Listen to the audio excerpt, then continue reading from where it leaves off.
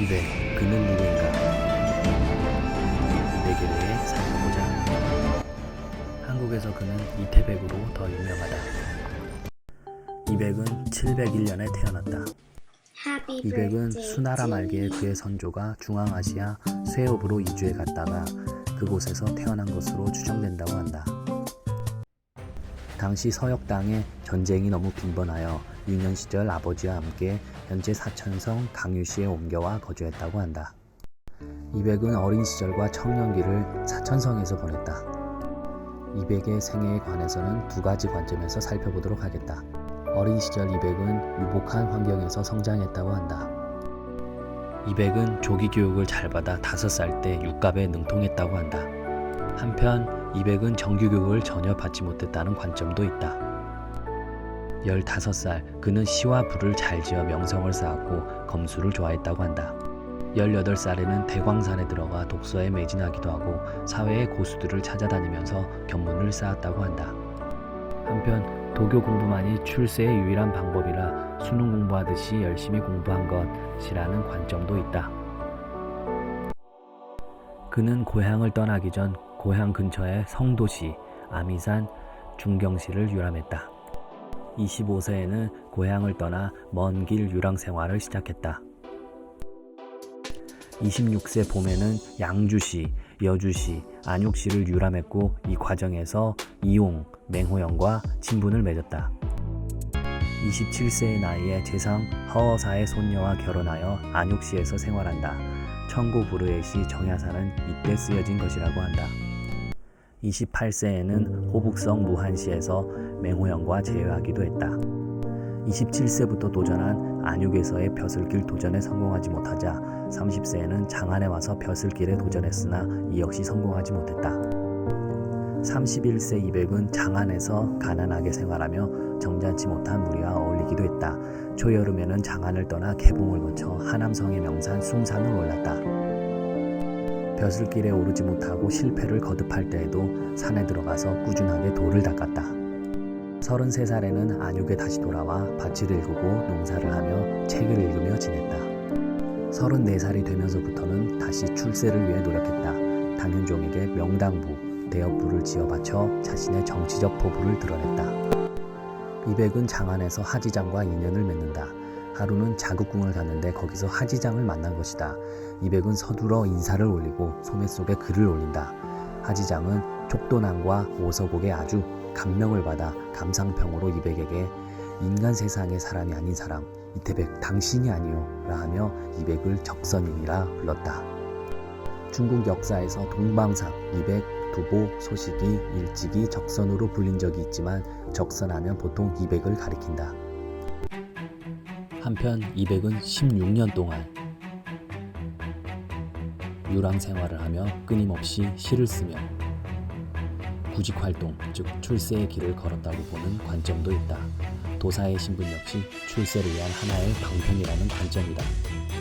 이백의 비범함을 미리 알아챈 옥진공주와 하지장의 입이 닳는 칭찬에 당현종은 이백의 시와 부를 살펴봤다. 당현종은 심히 마음에 들어 이백을 궁궐로 불러들이고 그에게 한림이라는 관직을 주어 당현종을 보필하며 그를 위해 시를 적어 올리게 했다.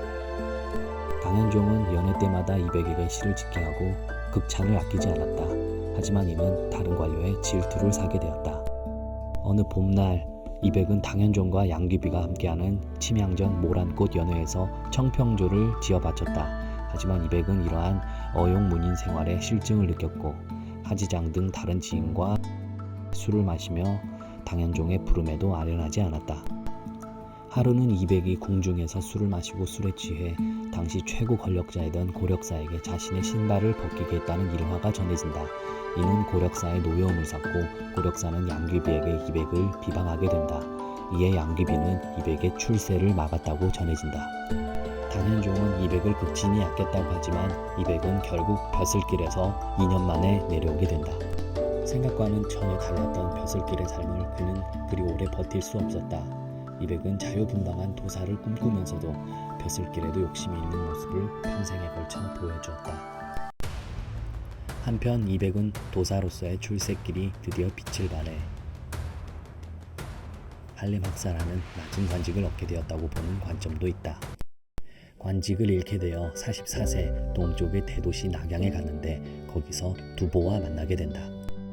이백은 어려서부터 도가 사상에 심취했는데 44세에는 산동 제남의 자극궁에 가서 도사 고혁이에게 정식 도사가 되는 의식을 받는다.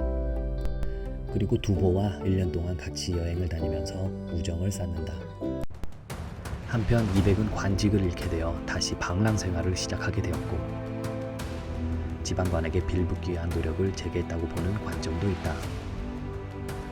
이 시기에 이백의 걸작이 많이 쏟아진 것은 이백 자신의 처지가 괴롭기도 하거니와 삶에 대해 느낀 바가 많아서일 것이다. 그래도 삶이 좀 펴질만한 55세에 안타깝게 알록산의 난이 발발하자 이백은 남쪽 여산으로 피신한다. 새로 즉위한 숙종의 동생 영왕 1위는 장강 남부를 중심으로 새로운 독립국가를 건설하고자 했는데 이백도 여기에 참여하게 되었다.